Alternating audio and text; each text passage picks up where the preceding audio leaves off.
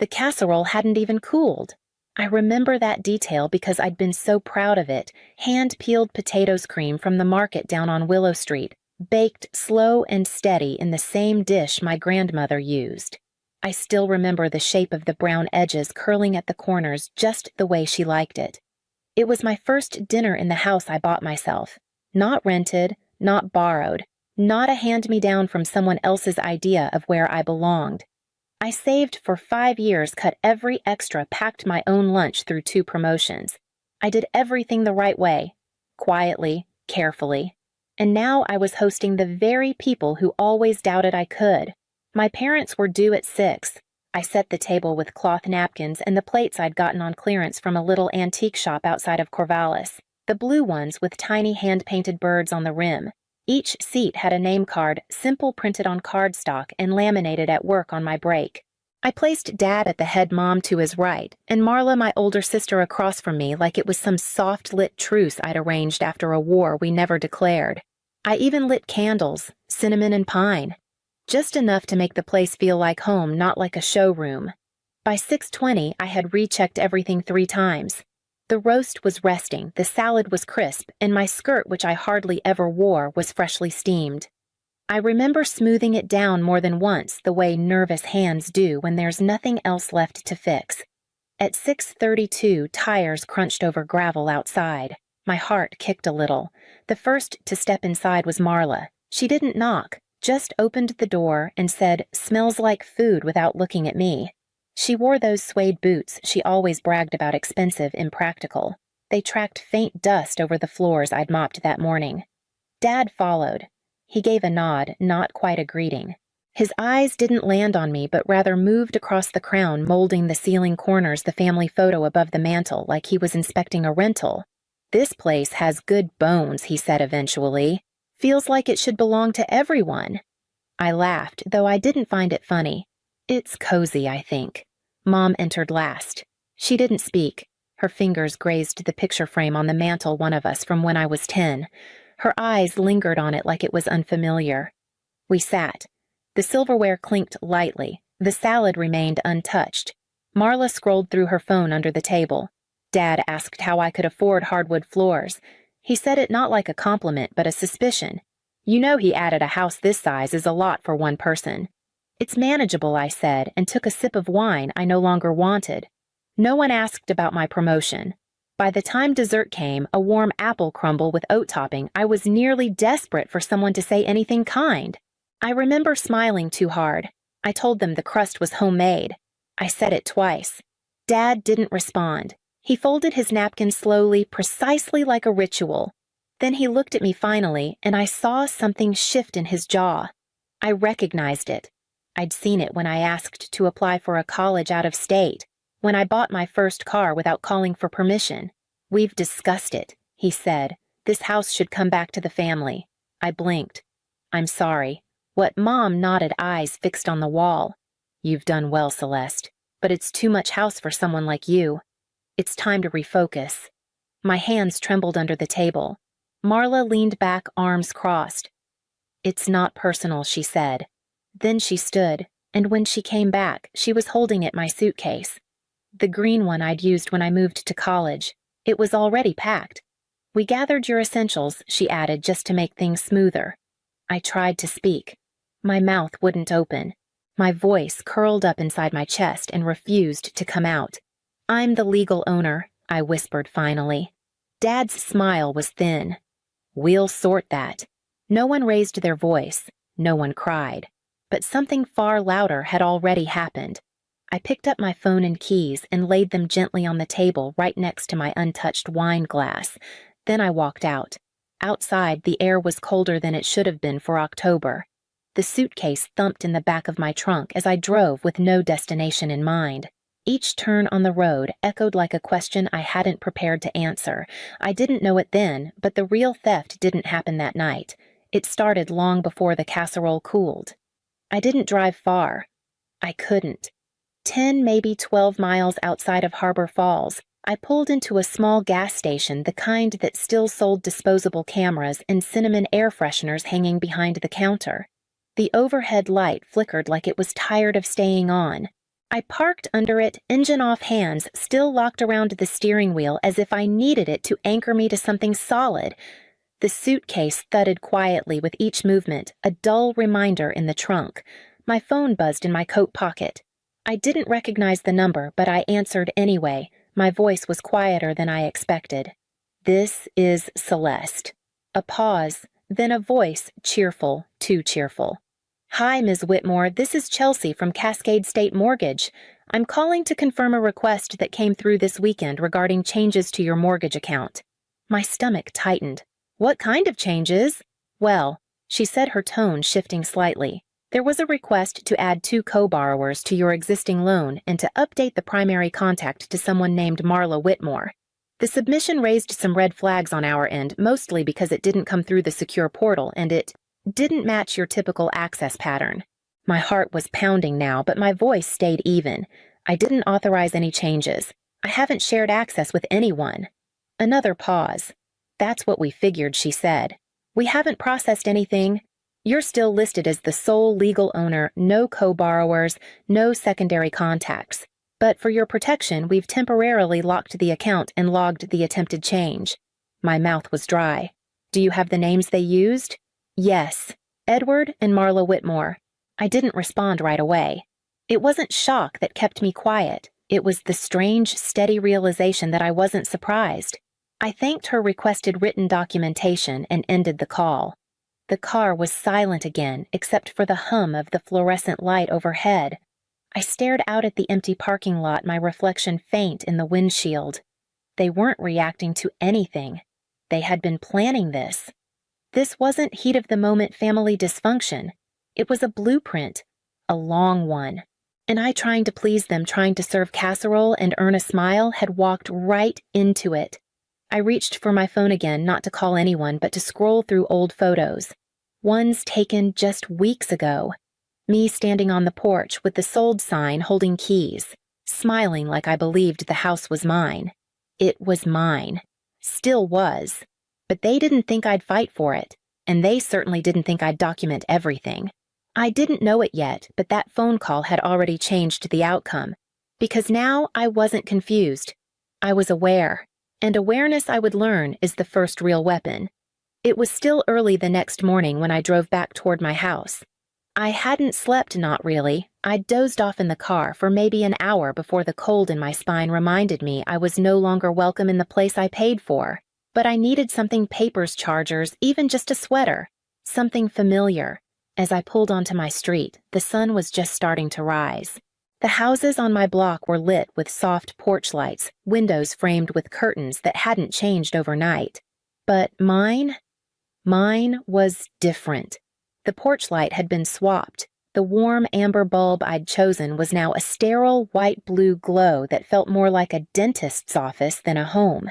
The potted rosemary I'd grown from seed was gone. In its place was a plastic fern in a chipped planter I'd never seen before.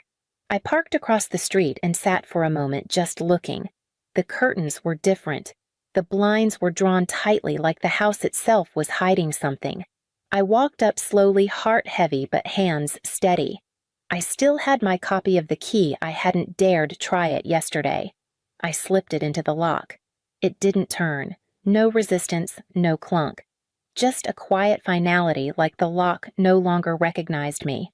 I pulled the key out and stared at it, and then the door opened. A woman I didn't know stood in the threshold barefoot, wearing a hoodie 2 sizes too big. She couldn't have been more than 22. She looked me up and down with the kind of glance you use on someone who's selling magazines door to door. "Can I help you?" I swallowed. "This is my house." She raised an eyebrow. "You're Celeste." I nodded. Her face didn't change. "They told me you wouldn't be back." "Who told you Marla and Edward? Said you left voluntarily. That you were having stability issues." I felt my stomach knot, not in surprise, but in the confirmation of what I already suspected. Behind her, I caught a glimpse of the hallway. My hallway. But not mine anymore. The photo wall had changed. Gone were the framed prints of Oregon coastlines I'd taken during solo hikes. In their place were stock photos of flower fields and a canvas with a quote about family. A quote I didn't believe. "I'm going to need you to leave," the girl said. I was told not to let anyone in. I stepped back without a word. There was no point in arguing with someone who wasn't even part of the play. They were just reading the script they were handed. As I turned to walk away, my heels tapped softly against the concrete too loud in the early morning hush. Across the street, Mrs. Denham was walking her spaniel bundled in a fleece robe. "Morning Celeste," she called, like nothing was wrong, like I hadn't just been shut out of my own life. I nodded. That was all I could manage. When I reached my car, I sat for a moment before pulling away. Inside, it was so quiet, it almost hurt. That stranger in the doorway wasn't the problem. She was just a symptom. The real issue was behind her behind the door that no longer opened for me. The problem was how easily they'd rewritten my place in the story, and how quietly the world was prepared to let them. I spent that night on Raina's couch. She didn't ask for details, not at first. She just made a pot of peppermint tea, the kind I used to keep in my kitchen, and left it on the side table next to a folded blanket. "I'm here when you're ready," she said simply. I wasn't ready yet, but I wasn't lost either. By midnight, the apartment had gone quiet except for the low hum of the refrigerator. I sat cross-legged under the throw blanket laptop open on my knees. I hadn't touched most of my old cloud folders in months. They were mostly filled with paperwork, scanned documents from closing day tax records, insurance confirmations. Things I filed out of obligation, not urgency. But one folder caught my eye. Interior cam backups. I had nearly forgotten it existed. The cameras were my idea back when I first moved in, not for security exactly, but peace of mind. A couple small motion-activated lenses tucked near the front hallway and office enough to monitor for deliveries or in case someone tripped the breaker while I was away.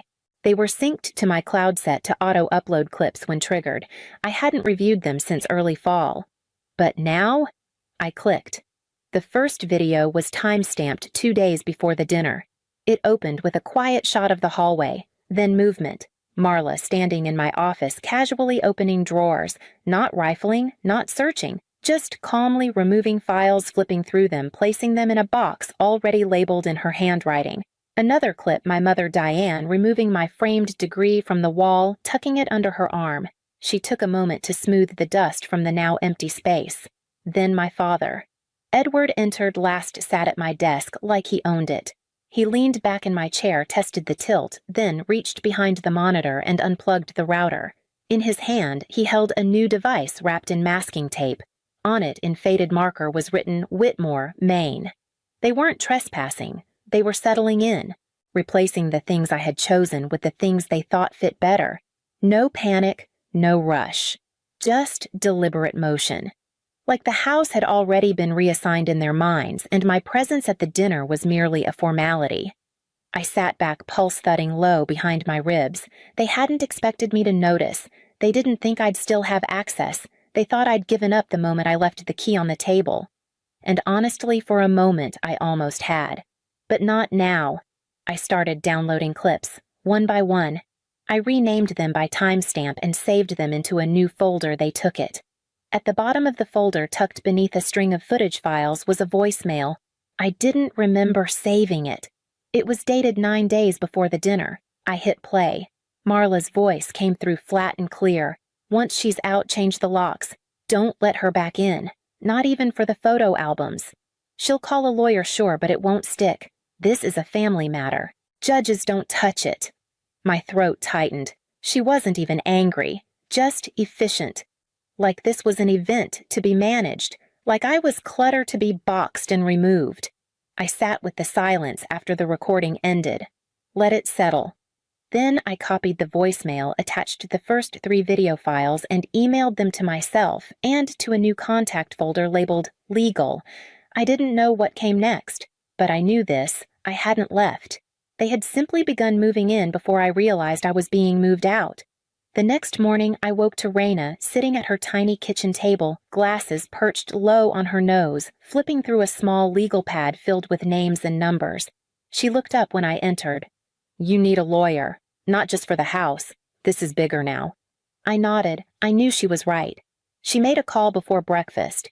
By 9, we had an appointment with Joanna Kerr, a civil litigation attorney in downtown Harbor Falls. I remembered the name from a neighbor's divorce, quiet, thorough, not the type who showed up in court with a loud tie and an ego. Joanna's office was small but neat, with a row of green folders stacked with alarming symmetry. Her handshake was dry and direct. "I specialize in property disputes," she said, sliding a notepad between us. "But more often than not, the worst ones involve people with the same last name." She let that hang for a moment before continuing. I pulled out the folder I'd started the videos, the voicemail copies of my mortgage documents and deed. She scanned them quickly, her face unreadable. "This is strong," she said. "But we'll need more." I knew what she meant, and I already knew where to look. That night, back at Raina's, I opened my email archive. Years of threads and attachments. Most forgotten until I began using the search bar like a scalpel. Subject line: "Can you send over your W-2 real quick?" from Edward Whitmore.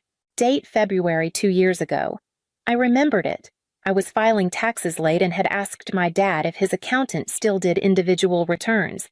He said yes, just send the documents. Another from Marla: "Need your SSN for the insurance beneficiary forms just to speed things up." At the time, it hadn't seemed strange. They were family. I'd trusted the hands reaching out to help me steady my life. Now I saw it differently. They weren't just trying to take my house. They were slowly assembling a version of me they could control on paper. "Raina," I called from across the living room. "Can you check something for me?" She joined me on the couch, laptop balanced on her knees. "Check your credit report," she said, without needing to ask why. It took me 2 tries to remember my password. When the report loaded, I felt my throat go dry. 2 new inquiries. One from a major department store I hadn't shopped at in over a decade, another from a credit card company I'd never applied to. Both submitted within the past week. Both linked to an IP address from my parents' house. I turned to Raina. She was already frowning. "This is financial fraud," she said. "This isn't emotional anymore. It's criminal." I sat very still, as if even breathing too loudly might make it worse. Joanna called that evening. I forwarded everything: the emails, the report, the application attempts. "We're filing," she said. "Emergency petition, restraining order. Lock your credit. From this point forward, don't speak with them directly. Every word goes through me." I closed my laptop and leaned back. This wasn't about guilt anymore. It was about proof. They'd counted on me staying quiet, staying small, but they forgot I kept receipts. The courthouse in Harbor Falls was built in 1911, brick, limestone, and symmetry. I'd passed it dozens of times and never thought I'd walk in through the front doors as anything other than a taxpayer. But on Thursday morning, I stepped through security with Joanna on my left and Raina trailing quietly behind. I carried nothing but a manila folder and my name. We waited outside the courtroom while the previous case was called. Divorce. Something about vehicles and visitation. Voices behind the double doors rose, then fell again. I pressed my palms together on my lap, not to pray, just to stop them from shaking. "This isn't about drama," Joanna said under her breath. "We're here for truth. Let them perform. We'll present." When our case was called, we entered quietly. The courtroom was cold in a way that didn't come from the air, more like a stillness that demanded you choose your words carefully or not at all. My parents sat at the defendant table. My father, Edward, wore a suit that didn't fit quite the way it used to. My mother, Diane, was rigid beside him. Marla was seated apart, arms crossed, jaw-locked hair pulled into a bun that said control more than style. They didn't look at me. Joanna began with documentation. She presented the mortgage papers, the deed, the dated payoff statements. Then the videos, silent but devastating my father replacing the router, my mother removing framed photos, Marla boxing files. Then came the voicemail. The courtroom remained quiet as Marla's voice echoed from the speaker. "Once she's out, change the locks. Don't let her back in. Not even for the photo albums. Not angry. Not panicked. Just calculated." Joanna let it sit in the room before continuing. When it was their turn, my father stood first. "We were trying to protect what we built," he said. "This house was always meant for the family. We supported Celeste for years. Her name might be on the deed, but that was never the spirit of it." Joanna interrupted him politely but firmly. "Mr. Whitmore, Do you deny submitting false ownership claims to Cascade State Mortgage? I deny any criminal intent, he replied, voice tight. If she had just listened, none of this would have happened. The judge glanced over her glasses, her face unreadable. Then came Marla. She stood, cleared her throat. I was only trying to help manage the property, she said. Celeste doesn't even like hosting. It was too much house for her. She gets overwhelmed. Joanna pulled a still frame from one of the videos, Marla removing my labeled folders, tucking them into a box with her initials on the side. The judge looked up. You believed the home was yours? Marla hesitated. I believed it was shared responsibility. You're not on the deed, the judge said. Are you? No. My turn came last. I walked slowly to the stand, took the oath, sat. I didn't read a statement. I didn't bring notes. I looked directly at the judge and said, I bought that house alone. I paid every installment, handled every repair, chose every piece of furniture. They didn't just enter without permission, they began erasing me before I even left. I paused. My father replaced my internet. My sister packed my files. My mother removed my photographs, and when I resisted, they called me unstable. I let the silence linger. They didn't just try to take my house. They tried to write me out of the life I built inside it. The judge didn't speak immediately. She flipped through her notes, read something on her screen. Then finally, this court finds that Ms. Celeste Whitmore is the sole legal owner of the property in question. Furthermore, we find sufficient grounds to uphold the temporary restraining order and open formal inquiry into suspected financial misconduct and identity fraud. Edward inhaled sharply. Marla looked at the floor. My mother didn't move at all. I didn't react. Not in that room. Outside, Raina was waiting with coffee in a paper cup and an umbrella she didn't need. The sun was sharp and steady overhead. How do you feel? She asked. I looked down at the courthouse steps. My shoes were planted. My voice steady. I feel real. She smiled. Later that afternoon, I opened the email from Joanna confirming the county clerk had updated the deed. My name. My signature. My home. I closed my laptop and sat by the window in Raina's guest room watching the trees sway outside like they were nodding in quiet agreement. This wasn't about revenge. It was about restoration. And piece by piece, it was working. The key turned harder than I remembered. It took 2 full tries and a firm grip before the lock finally gave way, like the house itself wasn't sure whether to let me in. I stepped into silence. Not peaceful silence, but the kind that made you listen harder than you meant to. The curtains were stiff. The air held no scent. The soft eucalyptus I used to keep near the entryway had been replaced with something sharper, lavender plugins, the kind Marla liked. Artificial, unwelcome. I didn't walk room to room, not yet. I stood in the foyer for several long minutes, letting my eyes adjust to the changes. My grandmother's ceramic vase was gone from the console table. In its place, a cold silver bowl filled with glass pebbles. The kind you buy in bulk, the kind that have no memory. The first thing I did was open the windows. The second was to find every artificial scent, every plastic arrangement, every staged object, and place it in a box. I labeled it, not mine. Then I moved to the mantel. The frames were all new. Photos I'd never seen. One of my parents on their wedding day. One of Marla with her dog. None of me. Not one.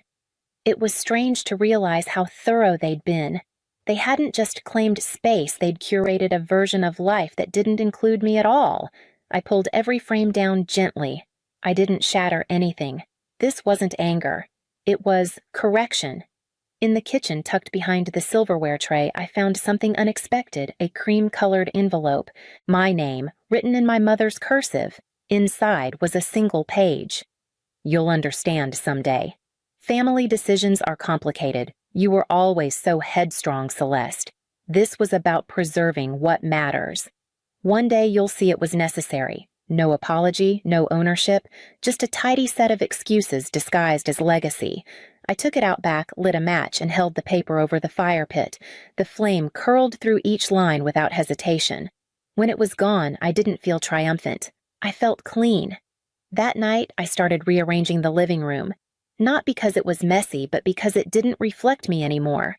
I unpacked my own photos. I found the seascape painting from my first trip to Cannon Beach and hung it back over the fireplace. I replaced the bowl of pebbles with the ceramic dish I'd made in a weekend pottery class, the one with the wobbly edge I used to be embarrassed by. I left it as is, imperfect, but mine. By midnight, I had reclaimed enough corners of the house that it no longer whispered their names, and as I climbed into my own bed, the sheets wrinkled the pillows familiar, I exhaled for the first time in weeks. They had rewritten the house, but I remembered the original draft, and now I was writing it back. 3 days after I moved back in, I got a text from Raina. Brunch at my place, chosen family only. Wear something warm. I didn't bring a gift. I brought a bouquet of pine and cedar wrapped in twine I'd found in the kitchen drawer. When she opened the door, snow was beginning to collect along her porch railing. "Smells like cinnamon," I said. "It's mostly store-bought," she shrugged. "But the coffee's real." Inside, the space was alive. Her sister-in-law was laughing in the kitchen. A toddler dragged a plush bear across the floor. Jazz played low from a speaker tucked behind the coat rack. No one asked what had happened. They simply made room for me. Over cider and eggs baked in ramekins, I found myself smiling at moments I hadn't noticed in years. Tiny things like the way Raina always tilted her head before a question, or how the light from the windows made everything feel warmer than it was. This wasn't the family I was born into, but they showed up without rewriting the story. When I returned home that afternoon, the stillness didn't feel cold anymore. It felt earned. I lit a candle by the window clove and bergamot and sat at the table with a notebook I hadn't touched in months. I wrote only one sentence. The house didn't change. I did. That evening, I replaced the curtains. The ones Marla had picked were too stiff, too long. I hung my old ones instead, soft cream cotton I'd hemmed myself one slow weekend years ago. They didn't match anything else in the room, but they belonged. Later, I found the rug they had shoved in the garage. It was dusty, slightly torn at one corner. I unrolled it anyway. Underneath the hardwood was scratched, some of it from moving day, some of it from the dog I once fostered for a summer. But it was mine. Flawed, marked, and honest. I stood barefoot on the old wood and felt the quiet settle around me like a blanket. That's when I understood. Peace wasn't the silence after a storm. It was the voice you speak in when you no longer need to explain yourself. And that voice, it had my name on it. The next morning, I checked the mailbox. Mixed between utility bills and a holiday catalog was a simple envelope no-return address.